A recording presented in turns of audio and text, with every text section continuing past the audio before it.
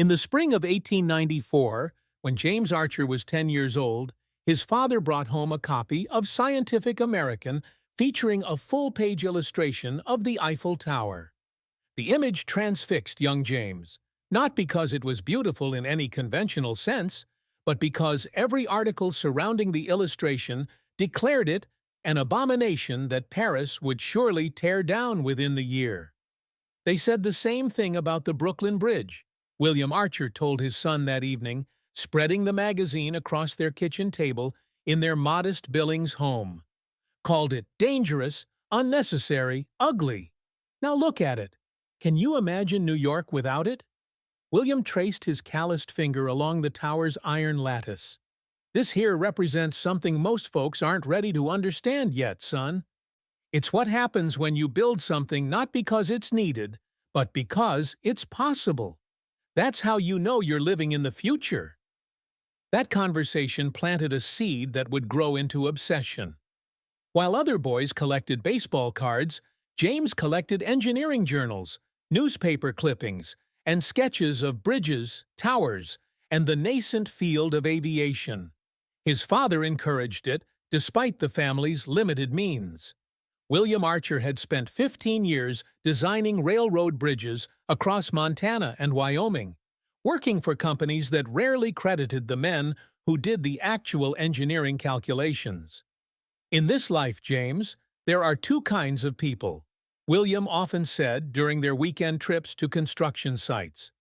Those who see a problem and accept it, and those who see a problem and fix it, even when nobody asked them to. William Archer died in the winter of 1899, crushed when a bridge support gave way during an inspection. He was 42 years old. The railroad company expressed condolences but accepted no responsibility, citing unforeseen structural complications. The very complications William had warned them about in 3 separate reports they'd ignored. James was 15, alone, and furious at a world that had killed his father for being right. He took that fury and channeled it into mechanics. By 16, he was working at Billings' first automobile repair shop, demonstrating an intuitive understanding of engines that left his employers stunned. By 18, he'd saved enough money to travel to Dayton, Ohio, where he'd heard 2 brothers named Wright were building machines that could fly. He arrived too late. The Wrights had already made their historic flight at Kitty Hawk, but the aviation fever sweeping America was just beginning. James spent the next 3 years working with barnstormers and exhibition pilots, learning to fly in aircraft held together with wire and prayer. He crashed twice, broke his collarbone once, and earned a reputation as both exceptionally skilled and dangerously reckless. Archer doesn't just push limits, one exhibition promoter wrote in 1907. He pretends they don't exist. That reputation got him banned from sanctioned air shows across the American West, but it also caught the attention of French military observers seeking experienced pilots for their experimental aviation program. In early 1908, with nothing left to lose and everything to prove, James Archer boarded a steamship to Le Havre. He arrived in Paris on a gray March morning, and the first thing he saw rising above the city's rooftops was the Eiffel Tower, the structure that had haunted his imagination for 14 years. It was larger than he'd imagined, more defiant, more impossible. It was also, he would soon discover, scheduled for demolition. The 20-year permit that had allowed Gustave Eiffel to build his tower was approaching expiration, and the Paris City Council had voted not to renew it. The metal monstrosity would finally be removed, returning the Champ de Mars to its natural beauty. Standing in the tower's shadow that first day, James Archer made a promise to his father's memory. They would not tear down the future. Not if he had anything to say about it. He just had no idea yet what he could possibly say that Paris would listen to. The French Army's aviation section operated out of a converted cavalry stable at Issy-les-Moulineaux, just southwest of Paris.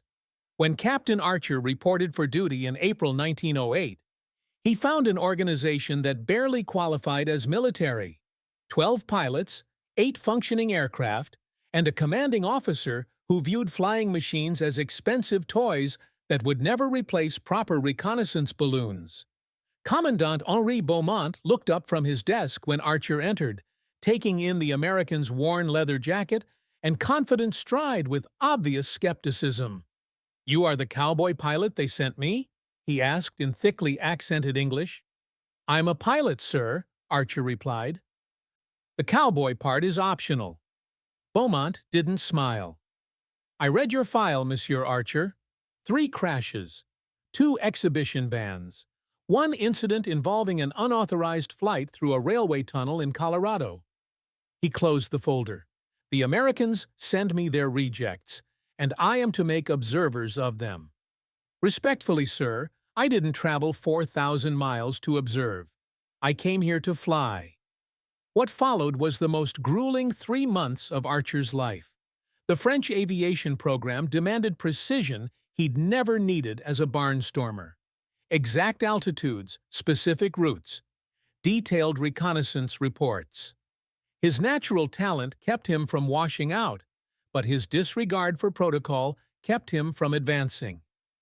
His salvation came in the form of Marcel Devereux, a brilliant engineer who had been assigned to develop aerial photography equipment.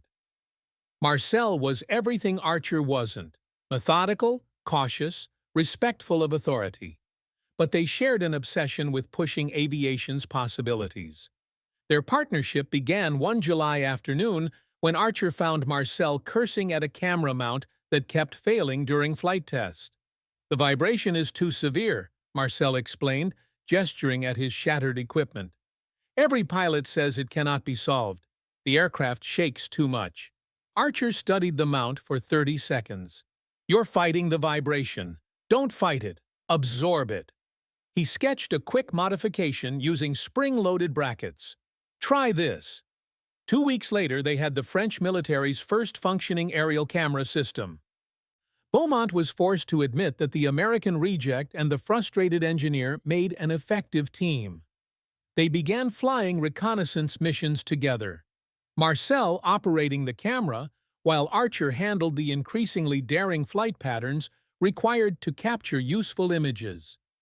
It was during these flights that Archer began studying the Eiffel Tower from the air, circling it during their return approaches to Issy-les-Moulineaux. From above, the tower's geometric precision became even more apparent: 4 massive arches converging into a single elegant point, each angle calculated to perfection. "You are obsessed with that thing," Marcel observed one evening as they reviewed photographs. "Why?" "Most Parisians cannot wait to see it torn down." "Most Parisians are wrong," Archer replied. "That tower is the most perfect marriage of form and function ever built. It's not architecture, it's aviation in iron." Marcel raised an eyebrow. "Aviation in iron?" "Look at it." Archer spread out photos taken from different angles. "Every strut, every beam. It's designed to manage wind pressure and load distribution exactly like we do with aircraft. Eiffel wasn't building a monument. He was building a 300-meter demonstration that the age of steel and sky had arrived. The age of steel and sky that Paris wants to demolish in 18 months, Marcel reminded him. The permit expires October 1909. The City Council has already approved demolition. Archer stared at the photographs long into the night, his engineer's mind beginning to form the outline of an impossible idea. If Paris couldn't see the tower's value from the ground, perhaps they needed to see it from the air. Perhaps they needed someone to prove that the tower wasn't just a relic of the 1889 World's Fair. It was the perfect symbol of the very future Paris claimed to embrace. He just needed to figure out how to make them look up. By the winter of 1908, Archer's flying skills had earned grudging respect even from Commandant Beaumont, but his disregard for flight boundaries had also earned him 3 formal reprimands. The third came after he buzzed the Arc de Triomphe at an altitude Beaumont described as criminally low. You fly like a man with a death wish, Beaumont told him during the disciplinary hearing. One more violation, Archer, and you are finished. I don't care how talented you are. Marcel tried to counsel restraint. James, you must understand. In France, we have rules for reasons, structure, order. You cannot simply do whatever your impulses suggest. Structure and order are about to demolish the most extraordinary structure in Europe, Archer shot back. They were in Marcel's workshop at Issy-les-Moulineaux, surrounded by half-built camera equipment and technical drawings. October 1909. That's less than a year away, and what's anyone doing about it? What can be done? Gustave Eiffel has exhausted every legal appeal. The tower lost money after the World's Fair ended. The city council sees it as an expensive embarrassment. Marcel paused. This is not America, James. We cannot simply stage dramatic protests and expect— Who said anything about protest? Archer pulled out a sheaf of photographs he'd been collecting. Aerial views of the tower from every angle, taken during their reconnaissance flights. I've been doing calculations. The North Arch is 18 meters wide. Our Nieuport has a 12-meter wingspan. That's 3 meters of clearance on each side. Marcel's face went pale. No, absolutely not. You cannot be suggesting— I'm not suggesting. I'm stating facts. It's aeronautically possible to fly through the tower's arches.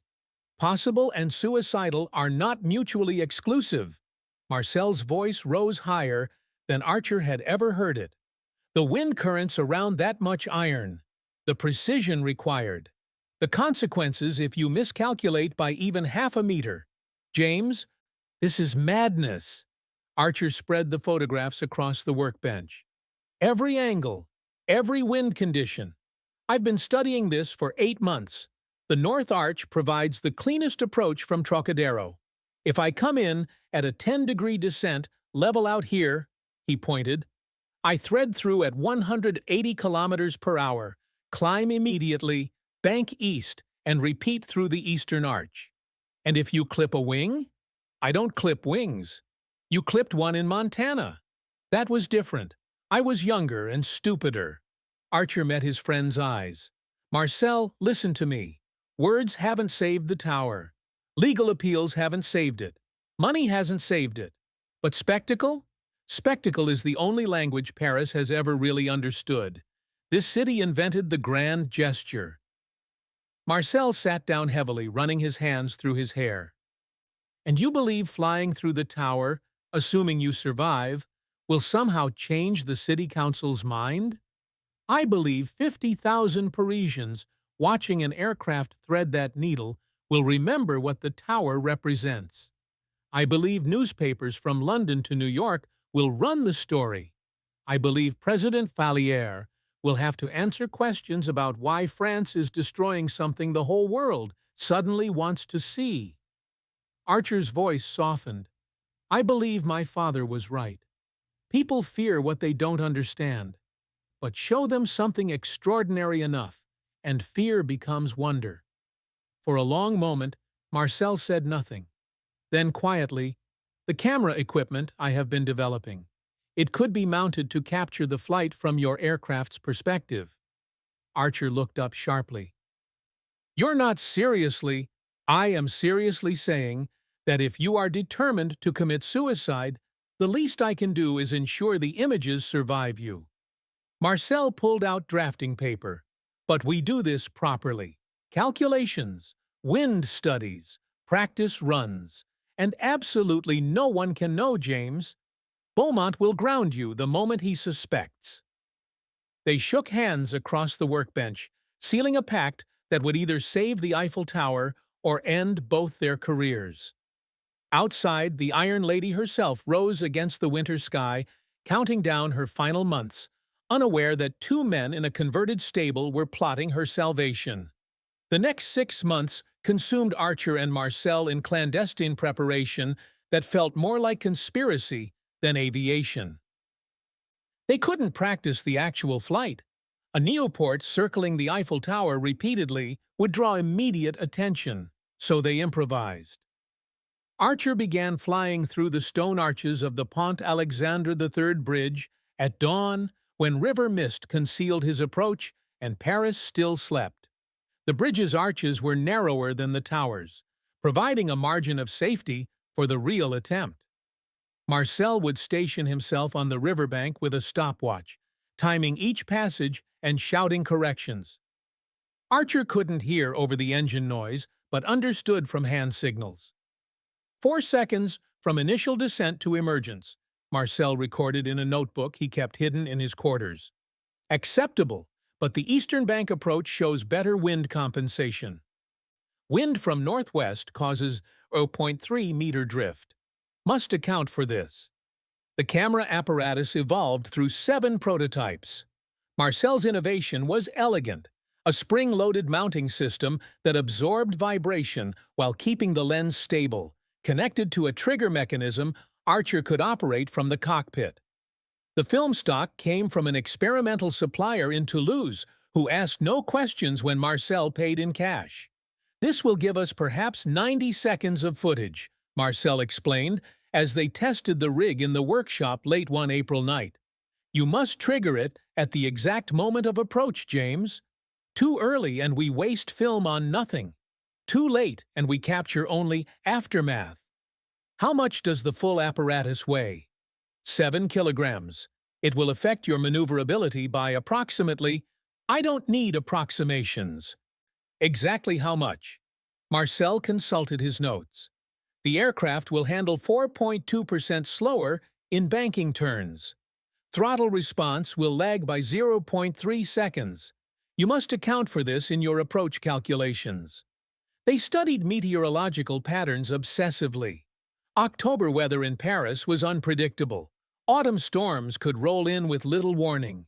They needed a clear day with minimal wind, preferably morning when light would be optimal for the camera and crowds would be largest at the demolition site. The City Council has scheduled the demolition to begin at 1:00 p.m. on October 14th, Marcel reported after bribing a clerk at the municipal offices. They plan to make it a public event, demonstration of progress, removal of the old to make way for the new.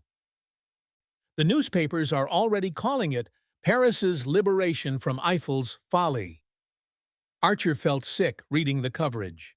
Le Figaro ran an editorial titled "Good Riddance to Bad Architecture." Le Matin published a cartoon showing the tower being replaced by a beautiful garden. Only a handful of voices defended it. A few artists, some engineers, and Gustave Eiffel himself, now 77 years old and watching his life's masterwork scheduled for destruction. The old engineer had published a desperate letter in May. "I ask only that Paris consider what this tower represents, not as decoration, but as demonstration. It proves French engineering superior to any in the world. Destroy it, and you destroy that proof." No one with power was listening. In July, Archer requested leave for personal matters in mid-October. Beaumont approved it without suspicion. The American had been unusually compliant recently, following every regulation to the letter. What Beaumont didn't know was that Archer was using his exemplary conduct to build goodwill that would evaporate the moment he launched. By September, they were ready. The route was calculated to the meter. The camera was perfected. The aircraft had been secretly modified with enhanced control surfaces that would give Archer the precise handling he needed. Marcel had even prepared duplicate flight logs to disguise where the new port had actually been. "There is still time to stop this," Marcel said on the last evening of September as they reviewed the plan for perhaps the 100th time. "We could leak the demolition plans to international press, stage a conventional protest, something that does not involve you potentially dying in front of 50,000 witnesses." Archer closed the notebook containing their calculations. "My father spent his life warning people about structural problems they refused to see. They ignored him, and it killed him. I'm not making that mistake, Marcel. Sometimes the only way to make people see is to show them something they can't ignore. And if you fail, then I fail spectacularly, The tower still gets demolished, and at least I tried." He met his friend's eyes. "But I won't fail. Trust the math. Trust the preparation. Trust me." 2 weeks until October 14th. 2 weeks until everything changed. October 13th, 1909. 22 hours until the Eiffel Tower's scheduled demolition. Archer couldn't sleep. He lay in his quarters at Issy-les-Moulineaux, listening to rain hammer the roof and wondering if the weather would hold. The meteorological reports Marcel had obtained suggested clearing by dawn, but October weather was treacherous. If morning came with heavy wind or rain, the entire plan collapsed. His Newport sat in the hangar, fueled and fitted with Marcel's camera apparatus, disguised under canvas alongside the other aircraft. The flight manifest listed Archer as on leave. The duty roster showed no scheduled operations for tomorrow. When he launched at dawn, it would be as a civilian stealing military property, court-martial material before he even reached the tower.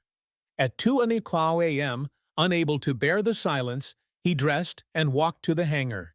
He wasn't surprised to find Marcel already there, making final adjustments to the camera mount by lamplight. "Cannot sleep either?" Marcel asked without looking up. "Wondering if I'm about to make the biggest mistake of my life." "Oh, you absolutely are." Marcel tightened a bolt. "The question is whether it will also be the most important thing you ever do. Sometimes those are the same action." Archer ran his hand along the Newport's fuselage. Wood and fabric and wire that would either carry him into history or into the Seine. "Tell me the numbers one more time." Marcel didn't need notes. They'd reviewed this so many times the figures were burned into both their minds. North Arch approach, 18 meters wide, 12.3 meters high at the optimal entry point. Your wingspan, 12 meters. Clearance, 3 meters horizontal, 0.15 meters vertical accounting for landing gear. Optimal speed, 180 kilometers per hour. Faster, and you risk control loss. Slower, and wind becomes unpredictable. Wind conditions. Historical data shows northwest wind averaging 12 kilometers per hour in October mornings. You must approach from Trocadero, descend at 8 degrees, level precisely 47 meters from the arch opening. Any deviation, and you either stall or dive. Duration through the arch? 3.2 seconds, during which you must maintain absolutely level flight despite wind shear from the iron structure. The eastern arch approach is similar but requires a 45-degree bank immediately after exiting the North Passage. This is where the camera weight will most affect handling. Archer absorbed it all again, visualizing each second. 3.2 seconds. The margin between salvation and disaster would be measured in fractions of that time. "James," Marcel's voice was softer now, "if something goes wrong tomorrow, if you must abort, there is no shame in that. We can find another way. There is no other way. The demolition begins at 1:00 p.m. By tomorrow night, either the tower stands or it doesn't. Either Paris wakes up or it doesn't." He looked at his friend. "You don't have to be part of this. You can distance yourself. Claim you didn't know. I stole the aircraft. I modified it without authorization. Stop!" Marcel's interruption was sharp. "I am French. This is my city, my tower, my country that is about to make a catastrophic mistake. You may be the pilot, but this is not your burden alone." He extended his hand. "Partners, whatever comes." They shook hands in the lamp-lit hangar, two men betting everything on mathematics, skill, and the hope that beauty was worth saving. At 4:00 a.m. they walked to the edge of the airfield and looked toward Paris. The rain had stopped. Clouds were breaking apart, revealing stars. In the distance, barely visible against the night sky, the Eiffel Tower's silhouette rose like a promise. At its base, Archer knew, demolition crews were already positioning equipment. Engineers were placing charges at strategic points, in the iron structure. Police were establishing barriers for the crowds expected to gather. The bureaucratic machinery of destruction was in motion, unstoppable by conventional means. Good thing Archer had never been very conventional. "Get some rest," Marcel advised. "You launch in 3 hours. You will need every bit of focus you possess." Archer nodded but didn't move. He stood watching the tower a while longer, memorizing its outline against the stars. His father's voice came back to him across the years. People always fear what they don't understand. Now they can't imagine life without them. Tomorrow, Paris would understand. Tomorrow, the world would look up. Dawn broke over Paris on October 14, 1909, with the kind of crystalline clarity that seemed designed for history. The sky was cloudless, the wind a gentle northwest breeze at exactly 11 kilometers per hour, as close to perfect conditions as Archer could have hoped for. He performed his pre-flight check in silence, hands moving through familiar rituals, while his mind played through the approach sequence. And Marcel secured the camera apparatus one final time, then stepped back.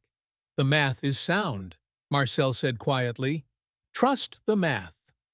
Archer climbed into the cockpit.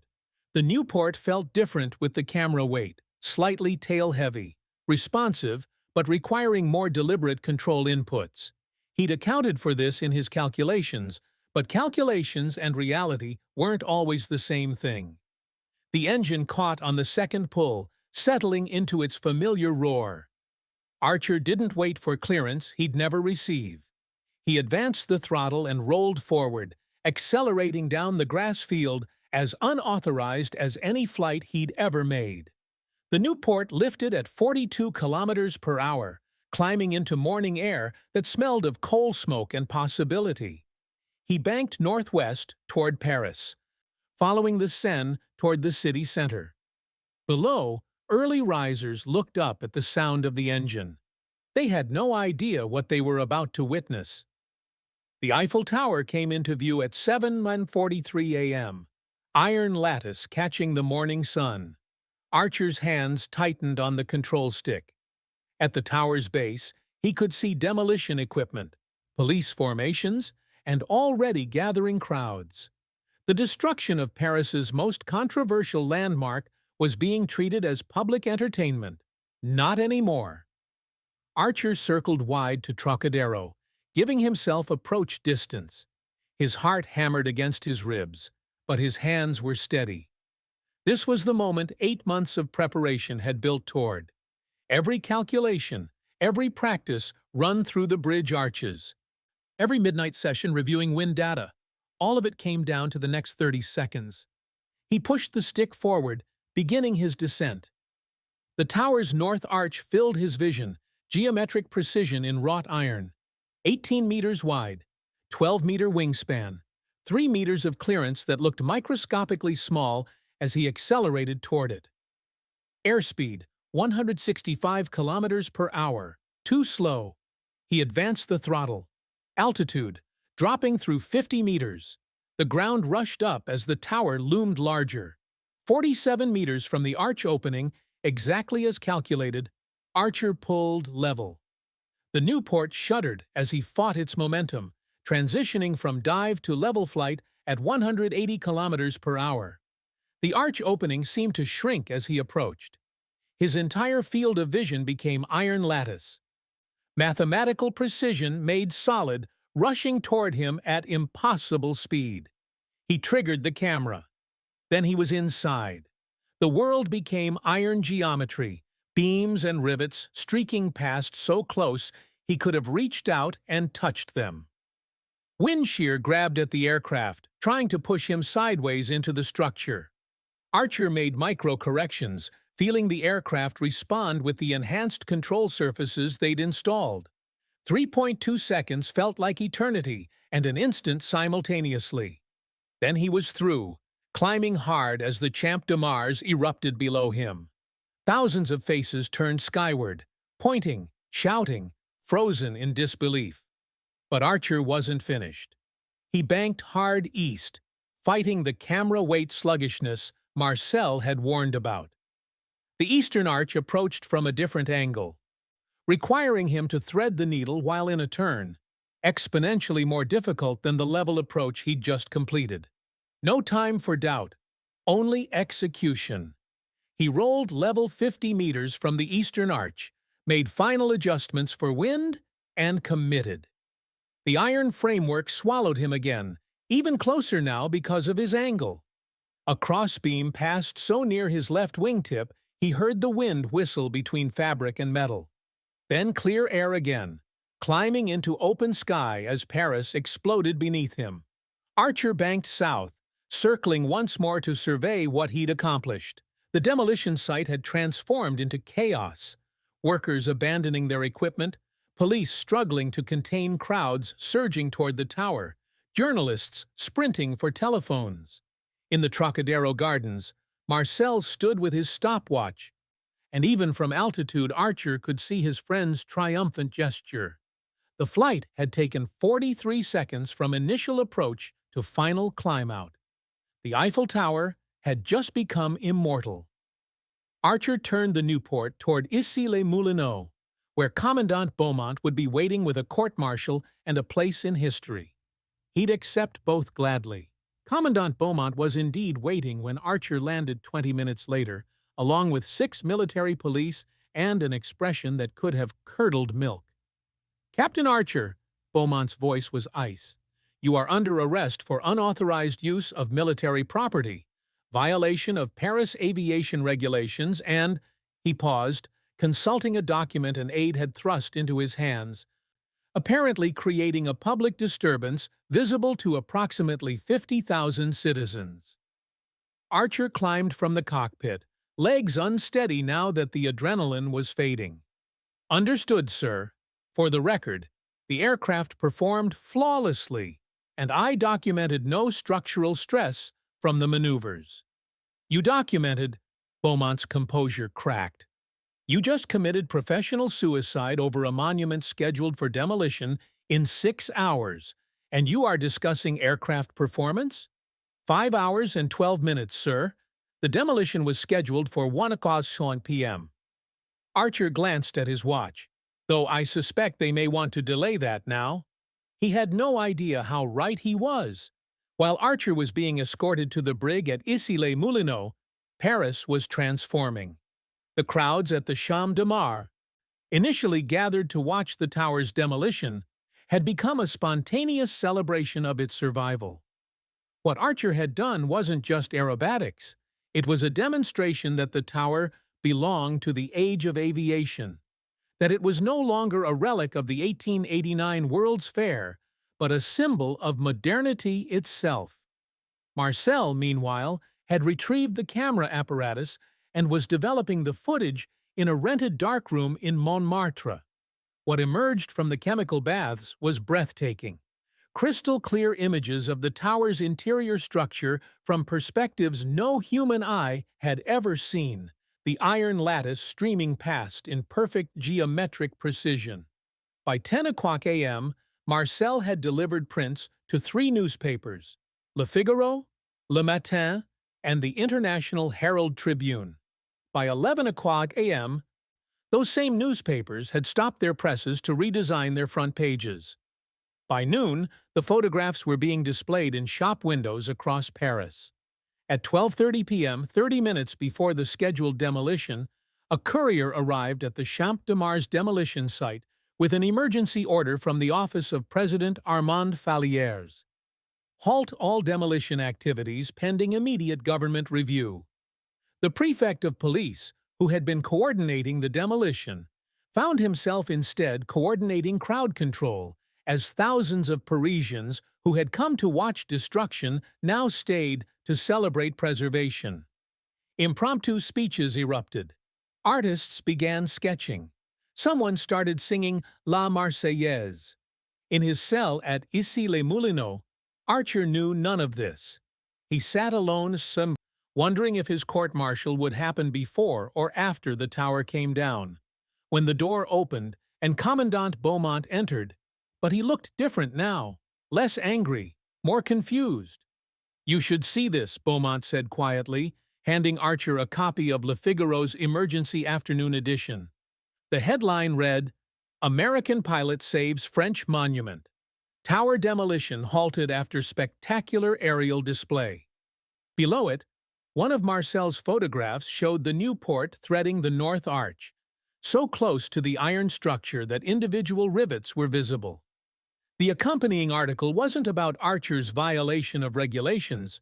It was about the tower itself, about seeing it anew through the eyes of aviation, about what France would lose if it demolished a structure that had just proven itself the perfect marriage of art and engineering. "The President's office has been flooded with telegrams," Beaumont continued, "from London, Berlin, New York, even Tokyo. Everyone wants to know if France is really going to destroy the tower after what you just demonstrated." He paused. "There is talk of making it a permanent installation, a symbol of French innovation and the aviation age." Archer looked up sharply. "The demolition is stopped? Postponed? Under review. The City Council is in emergency session." Beaumont sat across from him. "You understand you should still be court-martialed for what you did?" "Yes, sir. And you understand that if you had failed, if you had crashed into that tower and killed yourself, I would have been blamed for employing a reckless American cowboy." "Yes, sir." Beaumont was quiet for a long moment. "Then, you are also aware that you may have just saved the most important monument in France." "That was the idea, sir. Pilots like you," Beaumont said slowly, "are why I both love and hate this new age of aviation. You are brilliant and insane in equal measure." He stood. "You are confined to quarters, pending official inquiry. But Archer, off the record, that was the most extraordinary piece of flying I have ever witnessed." The inquiry convened 3 days later in a commandeered conference room at the École Militaire, with Archer facing a panel of 5 officers who ranged from openly hostile to quietly amused. Commandant Beaumont sat to one side, officially neutral but occasionally interjecting clarifications that seemed designed to help rather than hurt. The prosecution was straightforward. Archer had stolen military property, violated Parisian aviation regulations, and endangered public safety through reckless aerobatics over a populated area. By any reasonable standard, he should be stripped of his commission and deported. What the prosecution hadn't anticipated was the public dimension. By the 3rd day of Archer's confinement, the story had exploded across international media. The New York Times ran Marcel's photographs under the headline, "American Daring Saves Paris Icon." The London Daily Mail published an editorial arguing that if Britain demolished Big Ben, France would be justified in demolishing the tower. Therefore, France should preserve it. Berlin's newspapers praised French engineering genius. Tokyo's press celebrated the fusion of Eastern aesthetic principles with Western technology. More importantly, Parisians themselves had begun to shift. The tower that thousands had dismissed as an eyesore suddenly became something worth defending. Artists set up easels at the Champ de Mars, painting it from new angles. Poets wrote verses celebrating iron and sky. Street vendors sold postcards featuring Marcel's photographs of Archer's flight. Gustave Eiffel himself, 77 and exhausted from years of fighting to save his creation, published an open letter thanking the brave American pilot who showed Paris what I could never make them see, that this tower belongs not to the past, but to the future. On the inquiry's 4th day, something unprecedented happened. A petition was delivered containing 47,000 signatures, demanding not only that Archer be pardoned, but that the tower be made a permanent monument to French innovation and international cooperation. The panel's senior officer, General François Martel, read the petition with obvious discomfort. "Captain Archer, do you understand that this panel cannot allow military discipline to be swayed by public opinion?" "Yes, sir. And yet public opinion has become impossible to ignore." Martel set down the petition. The President's office has recommended, not ordered but recommended, that this inquiry consider the broader context of your actions. Permission to speak freely, sir? Granted. Archer stood.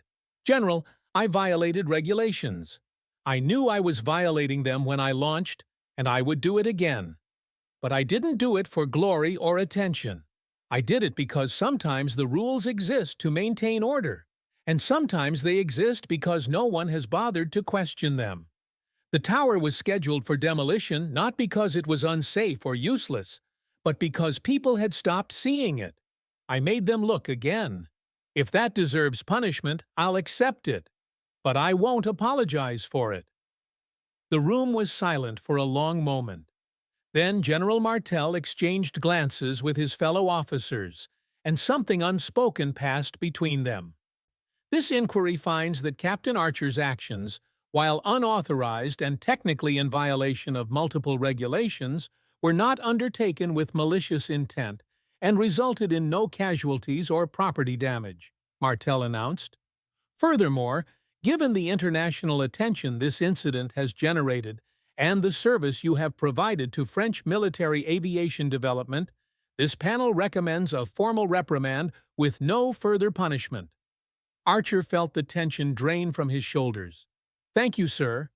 Don't thank me yet, Captain. You are also hereby reassigned from active flight status to aviation safety instruction, where your particular talents for understanding what aircraft can do will be applied to teaching others what they should not do. The general's eyes held a hint of amusement. Dismissed. Outside the conference room, Marcel was waiting with a newspaper. The headline read, Eiffel Tower declared permanent monument. City Council votes to preserve symbol of modern France. The vote had been 43-2 in favor of preservation. The tower would stand. Forever. We did it, Marcel said quietly. James, we actually did it. Archer took the newspaper, staring at the photograph of the tower. His tower now, in a way. The monument that had haunted his childhood, that had drawn him across an ocean, that had nearly cost him everything. They had saved it with mathematics, courage, and 3.2 seconds of perfect flight. The Eiffel Tower's transformation from condemned monument to eternal symbol happened remarkably quickly once Paris decided to embrace it. By November 1909, the demolition equipment had been replaced by renovation scaffolding. By December, the first electric lights were being installed to illuminate the structure at night. By the following spring, it had become the most photographed landmark in Europe. Archer's role in that transformation became the subject of debate and myth in equal measure.